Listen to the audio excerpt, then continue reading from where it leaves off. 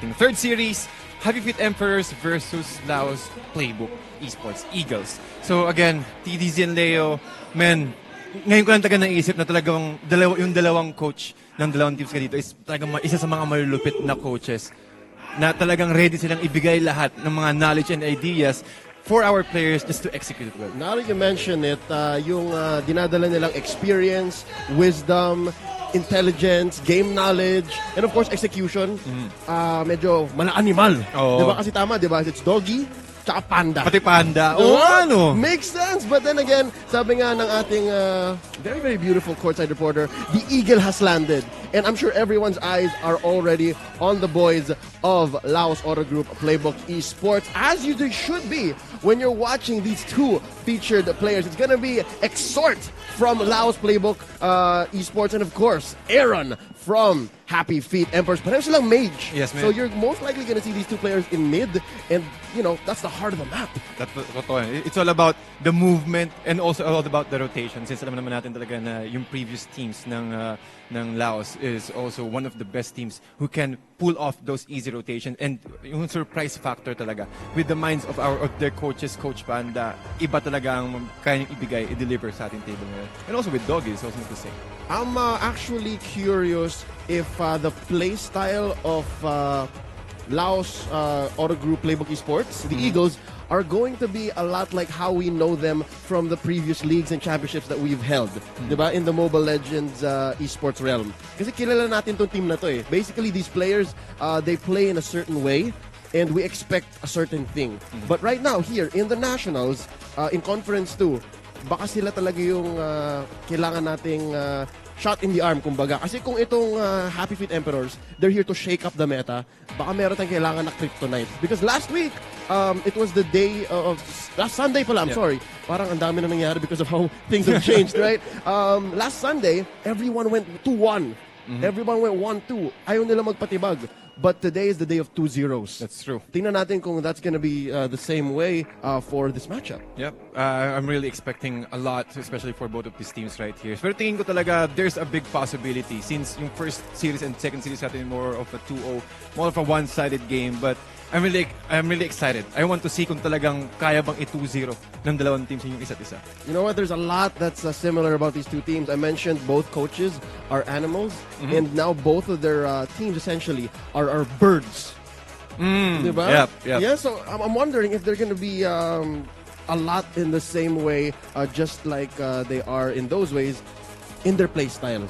Because I'm wondering, the way HFE plays is very textbook, I'd say. I've watched the replays from last weekend, and yun nga, under Doggy's tutelage, sabihin natin, ang ganda ng fundamentals nila. But then again, there's a lot of wisdom and experience also on the back of LPE. The Eagles are not necessarily a new team. Bago sila sa The Nationals, but they've been around the block. Yung mga players talaga. Yeah. Kumbaga parang yung connection ng mga players na-establish nila way back before. Yeah. So, tingin ko talaga, it's all about the drafting, indeed, and also the execution, kung ano yung preparation na ginawa nila since this is their own debut. Speaking of the draft, here we are, ladies and gentlemen. This is going to be Game 1. Unang pipili dito at magbaban ang Happy Feet Emperors at sasagot naman ang Eagles. Here we go again with 100%, well, not anymore kasi nga lumabas si Hylos today. But yeah, here we are seeing the Eagles, the Emperors Your just team prioritizing is the Hylos ban alongside Grok. Yep.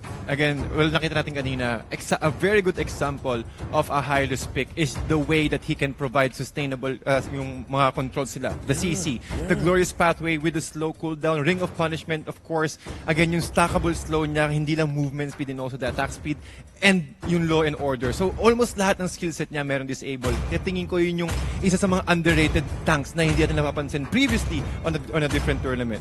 Pero ngayon, talagang pinakita ng Happy Feet Emperor. Sila mismo ang nag-first pick nung first day. And it is also a very good ban here, removing the opportunity to use it against them.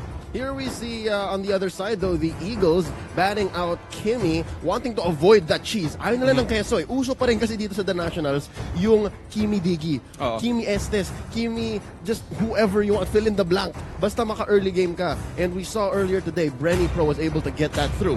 Diba? In the very capable hands of Doc Ribo. But right right here, they also banned out the Selena, Harith. which opens up the Harith. Oo nga Carry. kumaga parang nakakapagtaka Your kasi team is mas picking. prioritize nila yung Kaja. Pero tingin ko, from the previous series, napapansin ko dito, nag-first pick din yung Happy Feet Emperors na Kaja. Then, finalo up nila ng Chang'e. Kaso magiging problema dito is alam naman natin na si Harith is also still one of the meta heroes up until now. Kahit anong nerf mo dyan, kahit anong nerf mo sa Zaman Force niyan, he's still really mobile at ang laking effect talaga na kaya niyang ibigay or kaya niyang i-deliver sa table gamit lang yung kanyang Zaman Force. Yeah, as shown earlier in that X4. PSO Lolita. and Signal Ultra Warriors Your matchup, team diba? is Medyo picking. that second game was off the back of the Senya's Harith. So, with that being said, I'm wondering what the Emperors here are going to be answering the Harith with. But, let's see. Ang sunod naman nilang pinick Your up dito, team is ang Lolita at ang X-Borg. It's interesting to see X-Borg now not in the first slot. Diba sobrang init X-Borg in the past few weeks. Especially since he came out, everyone was saying X-Borg sobrang Your ganda ng team is banning. binibigay niya. And again, in other leagues, we see that X-Borg is hot. Totoo. But right now, it seems to be, ano na lang, parang niche pick, specific dapat. Pati napapansin ko talagang kahit sa kahit sa mga rank games, kahit sa mga Your pub team games talaga, is mas picking. pina-prioritize pa rin talaga. But I think both of these teams right here just prioritizing their comfort picks. Meron na sila talagang mga naka-ready na playstyle na ito yung kailangan nating prioritize. Okay lang kahit ibigay natin yung X-Borg as long as meron tayong makuha natin yung mga comfort picks natin, yung mga ni-ready natin for this kind of matchup. And I understand why. It's because you're Kufra. facing an enemy Your that you don't team know. is That's picking. true. Pareho silang walking into the dark eh. So, dapat meron kang sandata na alam mong gamitin kahit na naka-blindfold ka. Diba? And I think that's what we're seeing right here. We're seeing the carry, the Harith, the Kaja, the X-Borg, the Lolita, very specific yan eh. You need to be able to have a strategy or a lineup that will use it to its best. But let's talk about these bans first before we go into the second phase of picking. Akai taken out alongside Chang'e. That's good. Again, with Chang'e, well, as I mentioned earlier, especially previously on the previous series against the Happy Feet Emperors, talagang mas pina-prioritize nila yung Chang'e Your plus team is dun sa Kaja picking. pickup. So I think for sure merong idea dito yung Laos, yung Eagles. So they will remove it and they kung parang binibigyan nila ng opportunity yung Happy Feet Emperors gumamit ng iba pa. Which is really surprising. Zask ang pinili nilang mage for Happy Feet Emperors, which is I think really effective as well. Why? It is because Zask can use his worm, yung kanyang yung first skill niya para mag-dish out ng structural damage. Ang dami rin niyang kayang ibigay. Objective, it will be much more easier for Happy Feet Emperors to secure those objectives. Sure. Pati yung range, yung pang scout out niya gamit yung mga parang bomba Yeah. na nakalagay sa baba. Like an auto-alarm bomb from Yeah, Biggie, auto-alarm bomb, right? yes, indeed. Iniiwan mo lang eh. But yeah, on the other side though, we have the Eagles picking up a Cho and that's a Kufra. A Kufra. That's crazy that Kufra was picked in the later half of the phase. That's true. So that just shows you what the strategy is for these two teams. Granger, ang huling pinili naman ng Happy Feet Emperors, which is okay. They really needed the core there. I'm still getting over the fact na pumasok na si Zask sa ating meta dito sa The Nationals. Well, nakita ko rin siya sa sa mga ibang tournament, which is international tournament. Effective din talaga yung Zask dito. Kasi kung sakali meron kang Masha, ang almost the same siya ng Zask eh. Ang Masha, kaya niyang umikot sa mapa, kaya niyang mag-force ng reactions sa other team. With arrival. With arrival. With Zask, it's almost the same. Parang sobrang bilis niya mag-melt ng turrets, which is also can bring up attention sa opposite team na okay, kailangan tayong i-defend to. Pati sa team fight, yung stun niya, ang laking bagay na nun. Kumbaga, well, even though kahit sobrang liit lang, pero yung haba ng stun niya is kapag naibato mo siya ng tama, ang daming heroes sa pwedeng stun, and that give a lot of opportunity for Happy Feet Emperors to secure or at least do a cleanup. Which is an interesting solution to the problem presented by the Eagles. Kasi nga, binan nila yung Chang'e. Yeah. And I believe that Chang'e is a nice pocket pick previously. Ngayon, medyo meta na siya for the Emperors. And they solved that problem with a single hero in Zask. Di ba? Pinili nila si Zask. Medyo sinasagot nila yung Masha. And of course, they get their medyo alternative to Chang'e missing. Because there's still a lot of range involved when you're playing a Zask. That's true. And yun yung strength ni Chang'e, that you're able to just click a meteor shower, okay, dito lang ako, bahala kayo, you're gonna hurt. If you come in, you're gonna get stunned by Zask. If you come in, you're gonna get hit by those bombs that he lays. And medyo maganda nga yung kanya mobility and of course, his capability to survive team fights that he has no business doing so. Kasi nga, yung turret niya essentially gives him a second life. That's true. Pati kumbaga parang ang dami yung pwedeng gawin talaga ng Zest dito. Kumbaga, hindi mo na kailangan puwersahin yung mga marksman mo na kailangan mong, okay, mag-take down tayo ng early turrets. Maganda rin yung pang-secure ng map advantage. Ladies and gentlemen, here we go. Game 1 between Happy Feet Emperors and Laos Playbook Esports. Here we go. Lastly engaging early on against Doggy and Vern. TDZ, pakilala natin ang ating mga players bago pa lumala ang bakbakan because it seems like these two teams are hot. Sobrang init nga naman talaga. Happy Feet Emperors playing the blue side. We have Doggy para sa kadya niya. Vern naman sa Lolita. Rene J on the X-board. Aaron playing the Zask and Danielle on the Granger. For the Eagles, it's Lasty on that Kufra, Rio on the Harith, Kilowash on the Masha. Si Bimo naman ang ating Cho. Kilalang kilala tong Bimo Cho na ito. Oh, man. And of course, Exhort on that carry. I love Exhort here. Medyo flex siya because he was labeled as a mage and we all know him as a really good mage. But now he's showing a little bit more na core. Kaya ka rin mag-core. So I'm gonna play the carry. Pati mas tingin ko mas mas okay na adjustment yan kapag ikaw yung mage player kasi mas alam mo yung kung paano ka umikot sa buong mapa, kung paano mag-apply ng pressure. So alam mo rin kung paano ka mag-play safe sa early game. So maganda rin talaga siyang pang switching especially for those roles right here. Pero at the moment, ang laki ng ang ganda ng laning phase ng both teams natin. Nakikita natin si Carry, binabantayan niya lang si Xborg, which is also maganda rin pang counter sa Xborg para mawala agad yung kanyang armor. Here we go. Lasty with the bouncing ball to disengage. Rio papasok with that dash. Pero mukhang skirmish lang ito mga kaibigan. Lasty way too low but up top. Let's look at this right now. Renege using Lasting Sanity as defense mechanism para makatakas kay Exort at kay Bimo. Check it out. Exort right now, level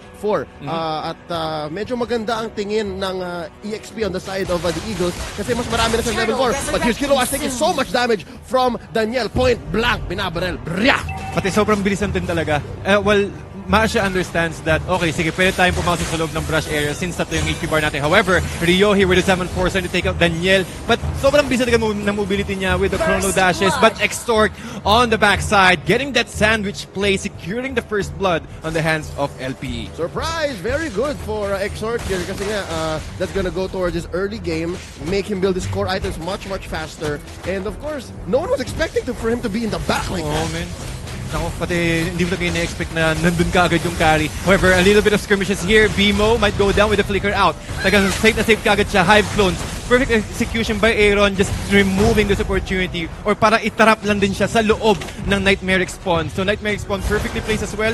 And also with a nice arrival here from Burns, trying to stop Kiluwas to dish out damage on this tier 1 turret. Here we go in the mid though. Zaman Force has been committed already by Rio to defend against 3 heroes and he is successful. Mga kaibigan, napakaganda nga naman ng galawan dito. Parang tit for tat, sasagutin kita, pero babawi rin ako. Oo, talagang bigayan lang kumbaga. Pero hindi na magpapatalo. Naghahanap yung dalawang teams ng paraan para hindi masayang yung engagement nila. Just like what happened earlier. Diba sa carry, hindi natin ina-expect na nandun ka agad siya. So, talagang naghahanap yung dalawang team ng pagkakataon para lang masulit yung bawat oras na nag-i-engage sila. I'm liking what Doggy is doing here. He has that mask, so he's able to move around the map much more faster. But Lasty being used with the DJ. That's the Divine Judgment. At mukhang magsasurvive si Lasty. Pero tatapusin ni Daniel. That's gonna go towards his Bounty Hunter getting that kill. And here we go, 1v1 up top. Kilowash versus Rene J. By the looks of it, medyo stalemate yung top lane. Ano talaga yan? Kumbaga, naghihintay lang sila na maubos yung mga resources nila. For example, yung Fragago armor ni Xborg. Once na naubos yung Fragago armor ni Xborg, atras siya onte, maghihintay siya ulit ng another opportunity. Which is also the same with Masha. Since tatlo yung H-bar niya, yung HP bar niya, kapag naging isa na lang, aatas muna siya ng onte. Wait for 5 seconds and then use the HP restoration. Life recovery, right? Life recovery is so good. I don't know how Renegade here is going to manage that. But here we go. Kilowatt potentially seeing a 3-man gang dashing out. Ang ganda talaga ng flicker kay Masha. Given that she has a Thunderclap to close gaps, pwede rin siya mag-flicker out para humabol or tumakas. Off-screen, ladies and gentlemen, down below, Rio taking out Aaron. And here's a big team fight. Last Insanity in the middle of 4 members. Mo tatakbo na si Rene J. But they are underneath their own tower. So medyo lugi dito ang Yung Eagles. AHP. Yeah, Yes, but indeed. then again, they are going to take some damage here, and they are going to lose BMO alongside Renegade. It's a 2-for-1 trade, and it seems like the Eagles are going to win that. Wala naman tatalo nga naman sa Torre. Totoo nga naman talaga. Kumbaga parang hirap pumasok din dyan. Kumbaga kailangan mo mag-delegate ng maraming hero para lang ma-secure yung kill yun. And while that is happening though, Daniel securing the turtle away from LPE, getting that first turtle take, at tingin ko ang laking opportunity din nun para sa Happy Feet Emperors na makapag-farm. And also, giving enough time for this Zaz to get his, at least, I think that is a Feather of Heaven for his first item here. And once he got that, it should be enough to fight, getting that additional damage and also the attack speed for his Nightmare spawn. Okay, again, 5 minutes into game 1 of the second series that they've ever played in, and HFE is once again redefining the meta. Di ba? Feather of Heaven on a Zaz? Yeah. In game 1 against a team like this is ridiculous, but Doggy taking so much damage from Exort. He's gonna go down. Zaman Force being committed right here underneath the turret, charging up that Numenon blast. It gets cancelled. BMO with the way of the Dragon Ball. Babagsak dito si Daniel. He needs to back out of here kasi medyo malaki ang range ni Rio. Last Insanity sa gitna ng tatlo at mukhang hindi pa enough para patayin si Lasty at mukhang magbaback out na dito. They'll take that kill. Doggy is good enough for the Eagles. Pati nakita mo naman talaga yung pagkagamit ng spells, yung Nightmare spawn ni Zaz dito. Tagang nilalagay niya on top dun sa may turret para kung sa, kasi ang hirap sa yung one of the mechanics of the Nightmare spawn. Kapag tumama siya ng 3 beses sa hero, dun papasok yung Death Ray. Yung continuous damage, magical DPS na sobrang sakit nun. Isipin mo kahit yung tanks magme-melt, it will force the tanks to at least itemize, go for that magical defense para lang mag-survive doon. Plus, if you've used the Dominator's Descent, yung ultimate niya, yung malaking Nightmare spawn, sobrang dali mo makakuha ng stun. Ooh, Kilowashi taking so much damage. Point blank once again from Daniel. He gets the kill. Pero sa gitna naman mo ang bumabawi dito. Ang Eagles, it looks like Lasty is going to use that ball to defend. And here comes Rio. Zaman Force, sulit na sulit, ladies and gentlemen. Vern here trapped between 3 members alongside Doggy. Is there enough damage to finish off the Daniel. left people? Oh my God, BMO looking really low. At mukhang babagsak na siya. Daniel gets the kill. Doggy binawian ni Rio. Rio going down. Daniel gets the kill. Sobrang farm data ng Granger natin dito. Wow. He gets a triple kill. Down goes the ball. Exort waiting. Kaya ba na Exort to?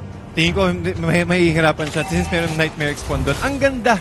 Gusto kong sabihin talaga dito, kudos para kay Aaron. Ang ganda ng pagkakalagay niya ng hives nung after niya gamitin yung Dominator's Descent. Nakapapansin natin 3 kagad lumalabas dito. However, he'll be brought down by Exort here. But medyo miscalculation dito para kay Carry. Hindi niya napansin na cooldown na kaagad yung Rhapsody ni Granger. So again, the lifesteal from Granger. Sabi nga natin dito kanina, ang bilis, ang dami niyang way para makakuha ng HP. Going out and then going back with the BOD and also with the Bloodlust Axe pickup. That's crazy. At on the other side naman, tingnan natin tong ating carry on Exort. Not doing bad himself, sitting at a 3-1-2 at mukhang pabuo na ang kanyang golden staff, I believe. Yeah. That should be that next item over there after the endless battle. It's nothing to compare to 6-0-1 on Daniel's Granger. Totoo yun. Grabe yun. Pati kung sa pabilisan ng gamit, mas lamang talaga si Daniel kasi dahil nga sa Bounty Hunter, that's 80 additional gold per kill. So medyo lamang siya ng 240 with Exort. However, when it comes to scaling, mas maaga talagang magi-scale up yung Granger compared to Carry because again, Carry needs to get at least 2 core items. Maybe kapag nakakuha agad siya ng golden staff, doon pa lang talaga siya magkakaroon ng DN when it comes to basic attacks. But again, with Granger, isang Rhapsody lang, plus the Death Sonata, he can easily breach the back lines. Oh, here we go. BMO getting caught out by 4 members. But then again, sobrang mobile nga naman ng Cho na ito. And here we go. He's trying to defend. Uy, and he apat gets 1 member into that way of the dragon. This is a 2v4 situation, ladies and gentlemen. And this is going to be Lasty looking really low. Taken out by Aaron, ladies and gentlemen. BMO just barely alive. Rio taken out Aaron. Medyo bawi. 1-for-1 trade. Rio using his Zaman Force already. Pero nabutas na ang Eagles. Ganun na nagkakadali na makabutas kapag meron kang Zaz. However, while that's happening though, Doggy able to flicker out or use the lightning bolts to get out of that very sticky situation. While going back rather, si Aaron talaga, when it comes to itemization, Feather of Heaven plus the Holy Crystal, Holy Crystal. sobrang sakit na kagad ng damage ng Nightmare spawn niya. Nakita natin kanina, the way he positioned his Nightmare spawned perfectly. At yun din, nagko-compensate din kasi talaga sa drafting ng Happy Feet Emperors eh. So sabi natin kanina, mas mabilis mag-online yung Granger. Again, with this Rhapsody, plus the Death Sonata, they also have enough control with the Kaja. If you want to play with the Kaja talaga, you need to go hyper aggressively. And this is the draft that you really want if you want to go with that. Yep, dapat nang gugulang ka. And Doggy has been doing good so far with that. And here we see Doggy and Vern just watching out for this perimeter while they go for this early Lord take. I mean, Lord comes up at 8 minutes. So if you do it 2 minutes in with a close match like this, pwede na yun. Here comes Lasty hitting nothing but air alongside Kilowash up top. Panoorin natin siya. Nagde-defend na dito si Rene J at takbong magnanakaw lang dito ang ating Masha. Sobrang bilis na nakakabulin niya, plus meron pa siyang flicker. I've seen this so often na more so now that we see Masha in our professional leagues. This is exactly the way you play Masha. Diba? You try to snatch and steal towers where you can, tapos takbo ka lang. And you can't be chased. More on objective. Pero surprise! Mayroong 4 na nandun, pero nabuhay pa rin si Vern. Again, with this bulwark, enough na yun para ma-survive yung damage ng LPE. But are they ready for this Lord marching into the middle lane? Doggy, punong-puno pa rin yung HP niya. Pero naghahanap siya ng main target. Tapos si Daniel naman sa backline, sa gilid rather. Binabackstop niya lang si Lasty. Sisigurado niya na wala silang mahuhuli. But the damage. Yep, this is like the end for the Eagles. And that is a quick take of that core straight through mid by Happy Feet Emperors. Congratulations. Again, each member of the team just gave and contributed. And medyo masyado nag-invest yata yung LPE doon sa split push na ginagawa ni Kilowash. Ito yun. Pati kasi, kumbaga, ang hirap talagang sabayan ng composition nila. Kasi bukod sa main hero na Zask, meron ka pang Nightmare Expo na kailangan patayin na sobrang hirap siyang patayin kapag sa early game. Kailangan mo talaga magkaroon ng items. And looking at the composition here, kaya nilang lumaban sa when it comes to team fight. Si Rene J gamit yung kanyang Last Insanity. At si Daniel, ang bilis niya agad mag-online. 9,700, almost 10,000 net worth. And meron agad siyang items. Almost, pupunta pa nga yata siya ng Endless Battle kung sakali. But with the Raptor Machete plus the Bloodlust Axe, online ka agad siya. I guess this is the kind of game you can say whoever makes the bigger mistake will lose. Kasi tama naman yung ginagawa ng Eagles dito eh. I don't think there was anything that they failed to execute on. Kilowash was doing his job, diba? Split push, napakaganda nun. Rio, well-placed ang mga Zaman Force. Sitting at a 5-1-3, that's nothing to be ashamed of.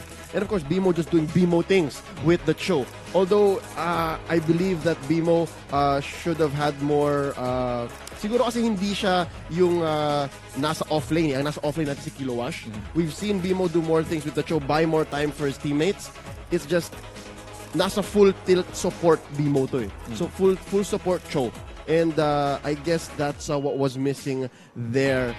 There's more here that the Eagles can do. But yeah, again, congratulations to the Emperors with their MVP here. Daniel sitting at 604. Wow. And 44,000 damage dealt dito para kay Granger. At also with the 91% kill participation. So nandun siya palagi talaga. By the numbers, talagang maaga lang talaga yung pagka-group up dito ng Happy Feet Emperors. And I think that took the Eagles by surprise. And we'll never know kasi hindi naman pwedeng tanongin agad-agad yung players dito. And they could never tell us. Pero I've seen a few moments in this 6 kills na meron si Daniel. I think hindi inatake ni na Doggy or ni na Rene J yung mga target niya para talaga ibigay sa kanya yung kill. Last hit, no? It could have been that. It could have been so specific and such a mechanical decision. Sabihin, don't. Give it to Daniel. Give it to Daniel. And it paid off.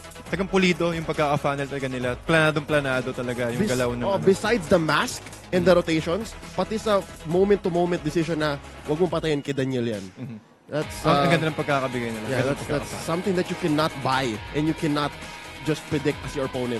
Talagang kailangan mong practicing yan. And I believe that the Emperors did that. So, once again, congratulations. I hope the Eagles come back because I want to see a Game 3. I want to see how these birds clash. Oo. Ano lang talaga, Penguins versus Eagles, no? Parang, titingin ko lang talaga, nakauna lang talaga yung mas na-surprise rather yung Eagles dito sa draft ng Happy Feet Emperor. Pati sa bilis ng rotations sila.